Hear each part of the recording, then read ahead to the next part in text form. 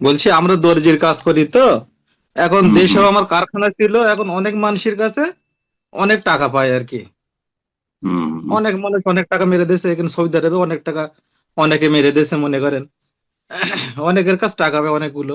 এখন সে হুম। টাকাগুলো কি আমি আল্লাহর রাস্তায় তাদের ক্ষমা করে দিব, নাকি তাদের আর কি কিয়ামতের দিন লোভ হিসেবে রেখে দেবো আর কি? এইটাই জিজ্ঞেস করার ছিল আমার।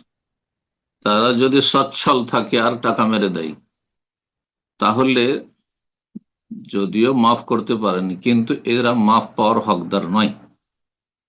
আর যদি তারা অসচ্ছল থাকে, অভাবী থাকে, যার ফলে অভাবের স্বভাব নষ্ট হয়েছে, তো তাদের ক্ষেত্রে বলবো যে মাফ করে দেওয়াটা বেশি ভালো হবে।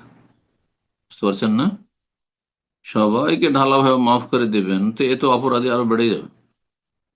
এই অপরাধীগুলি কিছু অপরাধী আছে যাদের বদদোয়া দেওয়া উচিত, যে দুনিয়াতেও যাতে বালা মুসিবত আসে, যাতে করে সংশোধন হয়। কথা বোঝা গেছে? তো মানুষের টাকা পয়সা আজকাল অধিকাংশ মানুষ নিয়ে নেওয়ার পরে নিজের সম্পদ মনে করে। দিতে হবে, এখন না দিলে হাসর মাঠে দিতে হবে, এই চিন্তাই নেই। যার ফলে মাফ করে দাও খুব ভালো কাজ। বোঝা গেছে? কোরআনে কারিমে আল্লাহ অনেক প্রশংসা করেছেন ক্ষমাকারীর, এবং ক্ষমা করার ফজিলত আল্লাহ বর্ণনা করেছেন। কিন্তু ক্ষমা পাওয়ার যোগ্য যারা, তাদেরকে ক্ষমা করা উচিত। যারা বেশি অপরাধী তাদের ক্ষমা করা উচিত নয়। বারাকাল্লাহ ফিক।